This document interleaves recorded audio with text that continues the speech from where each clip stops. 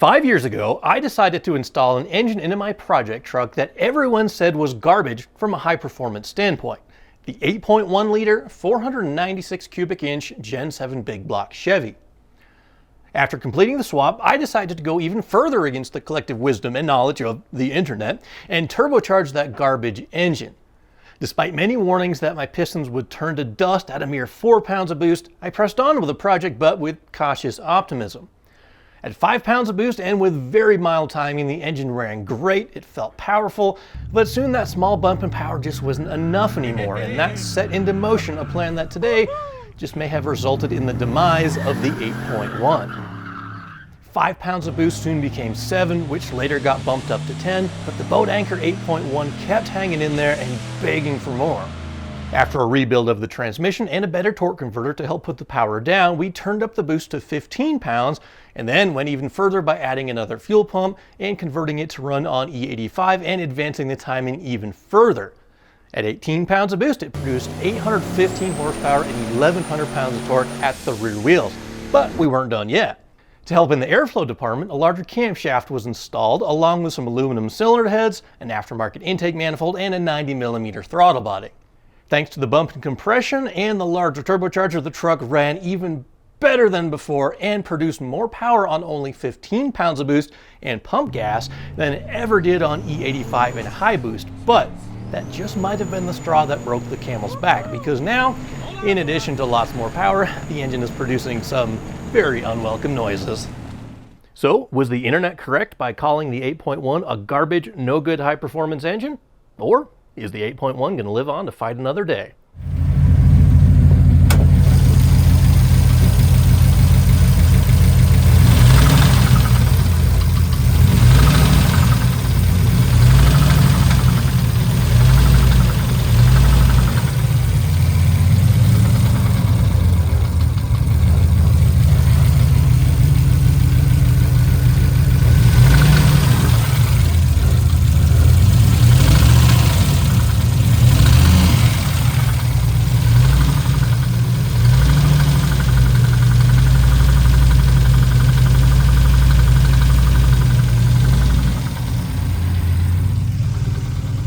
Doesn't sound good.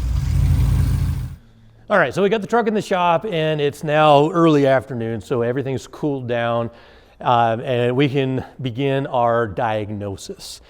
From my observations, it sounds like the noise is coming from the bottom end of the engine. Not sure yet because it's a little bit noisy everywhere.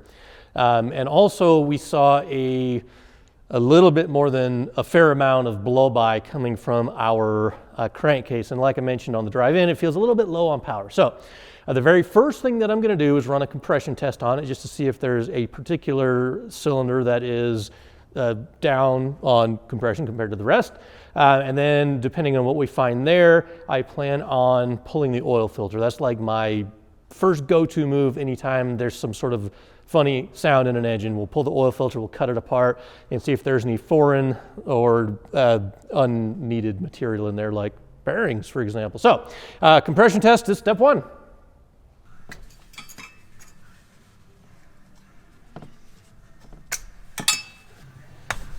So I'm going through in my head and I'm trying to figure out like best case, worst case scenario here, and then what I actually think is going on.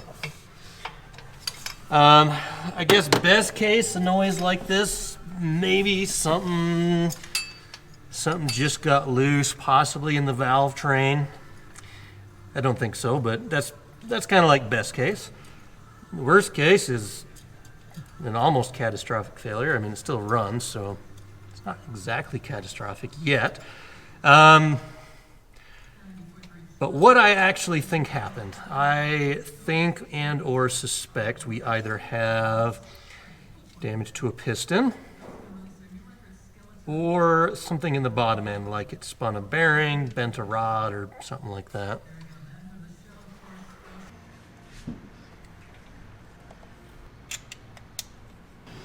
All right, fuel pump's disabled. All the ignition coils are unplugged. Got a little starter jumper doohickey right here. Hold the throttle open. See what we got.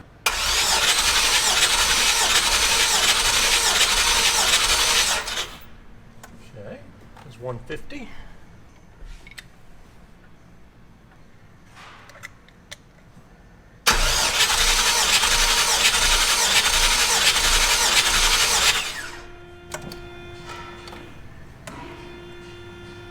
It's like 145, but close enough.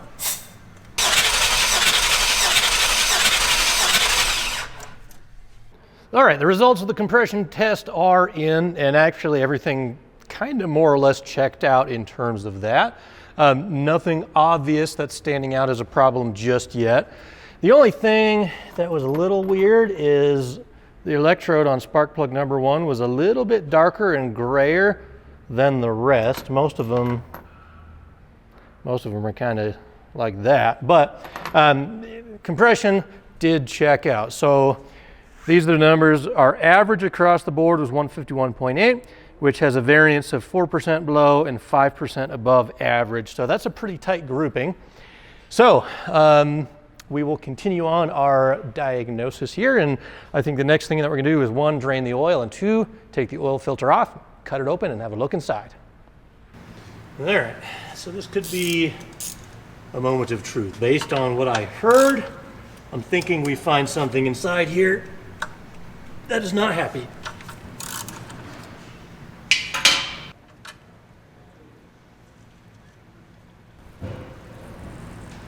It's actually not as bad as I would have thought.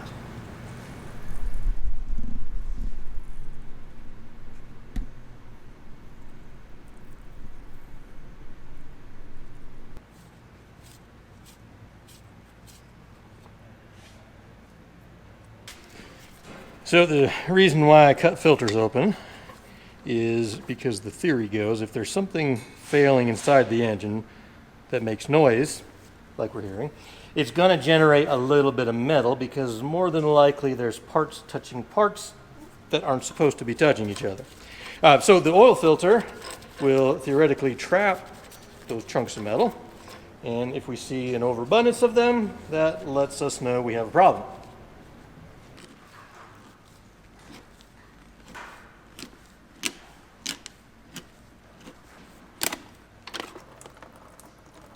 Shine that down in there so all the people can see what we're seeing. I would venture to guess that doesn't belong in our oil. So what do you think based on that, Chris? Do we think the 8.1 has finally met its maker? I don't think I got anyone else to blame but myself for this one. So we pretty much already have our answer. The amount of copper and glitter that we see in the bottom of that filter is a very telling sign that something inside this engine is majorly unhappy. But since the filter's off, I'm going to cut these pleats out and I'll squeeze the oil out, and I'll show you the evidence, because this is going to be pretty interesting. And then I think I'm going to pull the pan off and just take a look around inside the engine, see if we can kind of identify whether it's a rod or a main. Probably a rod. Let's see what we see.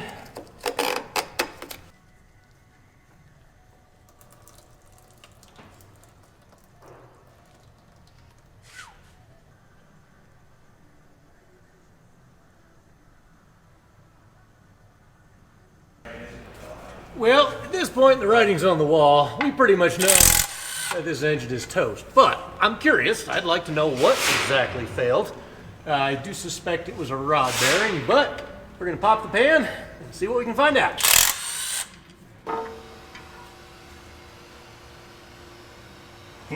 More gold. Well, I think I found our culprit. Number 5 here rocks back and forth way too much.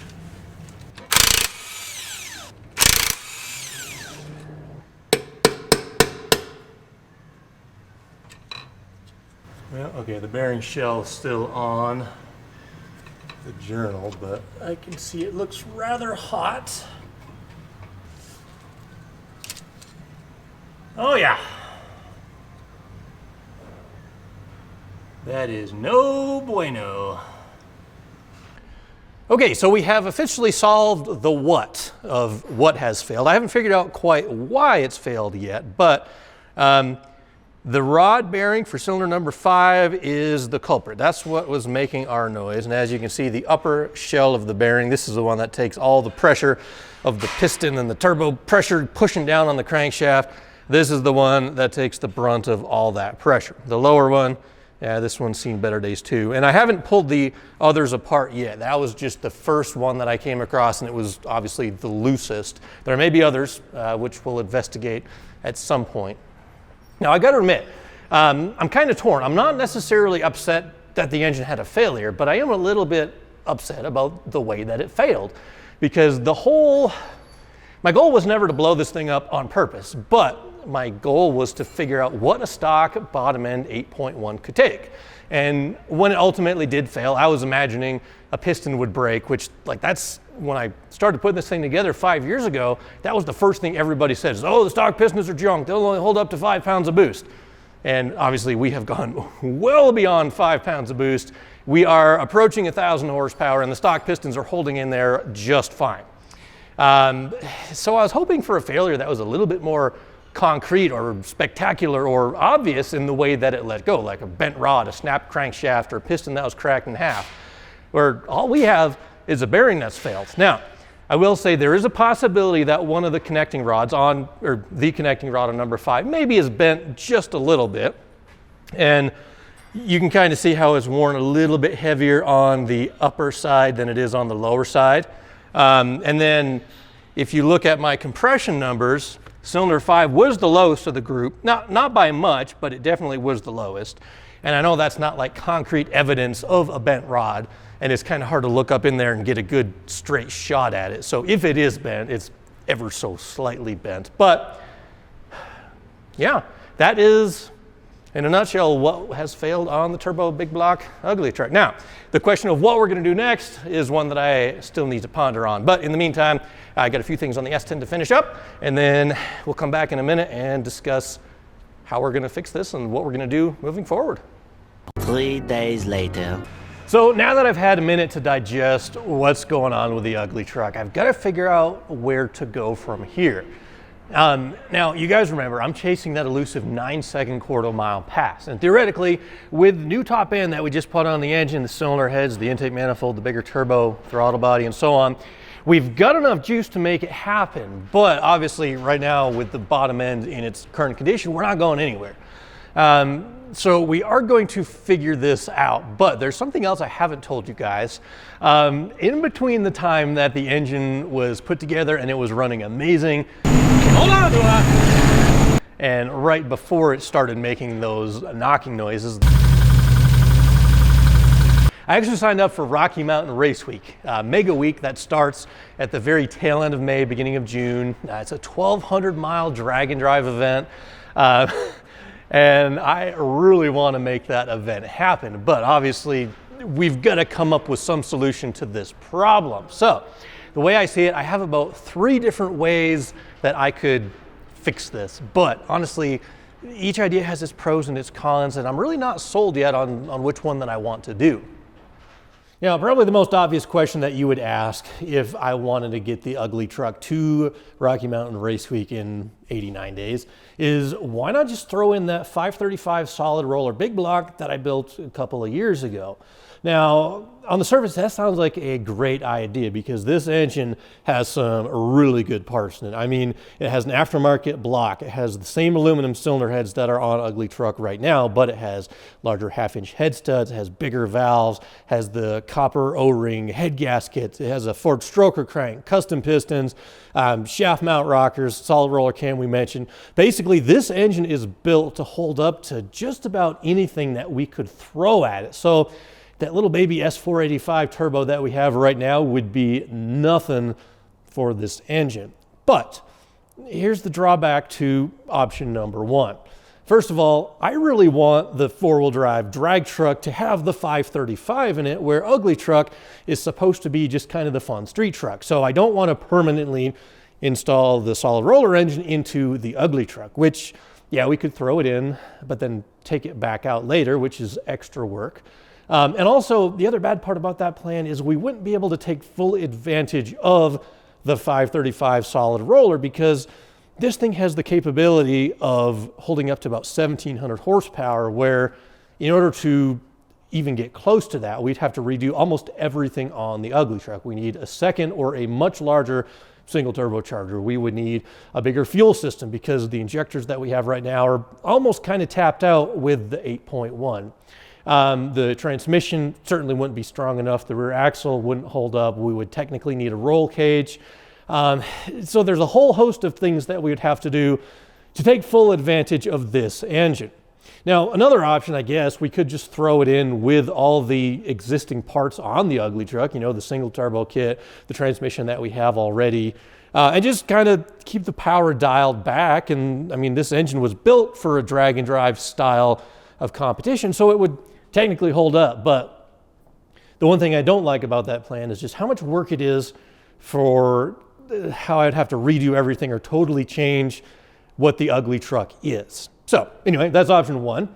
Option two would actually be to just swap places with the two trucks. So we could put the UglyTruck in storage and we could focus on the four-wheel drive drag truck, because my plan this year was to actually spend a lot of time on this and get it going. So in order to make Rocky Mountain Race Week with the four-wheel drive drag truck, it would take a lot of work, but there's also some good parts that are already on this aside from the engine. I mean, the front suspension, that's all custom. I built my own coilover mounts for long travel coilover. It has tubular control arms. It has aluminum knuckles for lightweight. It, of course, has the four-wheel drive. And out back, it has a lot of good stuff, too. I mean, it has the Calvert Racing split monoleafs. It has the Funkhauser spring sliders, an anti-roll bar, rear-mounted fuel cell. And a pretty cool look underneath here, too, by the way, if you can actually see it. But anyway, there's a lot of good high-end parts on this truck. But by the same token, there's a lot of stuff that it does not have. I mean, it just has a junkyard empty case transmission in it now. I have no transfer case. I have no fuel system, no injectors, no pump, no turbochargers, no exhaust, no cooling system. So there's a lot of stuff that I would have to get if I wanted to make the 535 four-wheel drive drag truck happen by race week. I mean, this was intended to be twin turbos. I want 2 liquid-to-air intercoolers. I want full exhaust, sort of. I want, you know, it's going to have a roll cage. I need drag slicks in all 4 corners. I added it up the other night trying to see how much it would cost just in materials in order to make this happen. And honestly, that's part of the reason why the four-wheel drive drag truck has been backburnered for so long. It's just because I haven't committed and I haven't taken that next step to buy all those parts because, I mean, let's face it, that's a lot of dollars. And not only that, we're talking about an event that's 89 days away. That's a lot of work for a truck that is maybe not able to make it. But that's option 2. Now, the third option is to try to find some way to get UglyTruck back together kind of in the same state or in the same spirit of the build, the essence of the UglyTruck, a stock-ish junkyard bottom end. Now, that's definitely like the least expensive and probably the quickest way to get this truck put back together. But I'll admit, I'm a little bit hesitant to take that route just because this was a fairly mild failure. And yeah, technically we haven't found the limit of the pistons, rods, or the crankshaft, or even the engine block, but we're probably close to that limit. And next time we have a failure, it may not be something as simple as just a rod bearing. It may spit the crank out the bottom. It may shoot a rod through the side of the block. It may destroy a piston and send chunks out the cylinder heads and into the turbo and have lots more collateral damage. So that's one of the reasons why I'm a little bit hesitant to choose that option, although it is attractive for making Rocky Mountain Race Week. Oh, and so speaking of events, there's another one that I signed up for, which is even sooner. I did sign up to attend LS Fest in the S10, and that's happening at the end of April, which you guys should definitely attend. By the way, LS Fest is awesome, but I wanted to also supercharge the S10 before we go there, which definitely digs into the resources, both in terms of time and, you know, dollars. So I definitely have some thinking to do about how we're going to resolve all of these trucks and situations. I mean, maybe I've bitten off more than I can chew. Maybe I'll somehow keep my sanity this summer and I'll make all the events happen, and maybe there's still a chance we can break that 9-second quarter-mile barrier with a stock bottom end ugly truck. Either way, stay tuned. You guys will find out. Hey, if you want to help out and fund the project, head on over to tolmanperformance.com and pick up some merch. We have some new hoodies, we have some new logo t-shirts, and we're going to try to come up with some new designs here in the near future. But the ugly truck will rise again at one form or another. Or maybe I'll just totally go crazy and sell it and use that to fund my other project. I don't know. Thank you guys for watching though. Come back soon.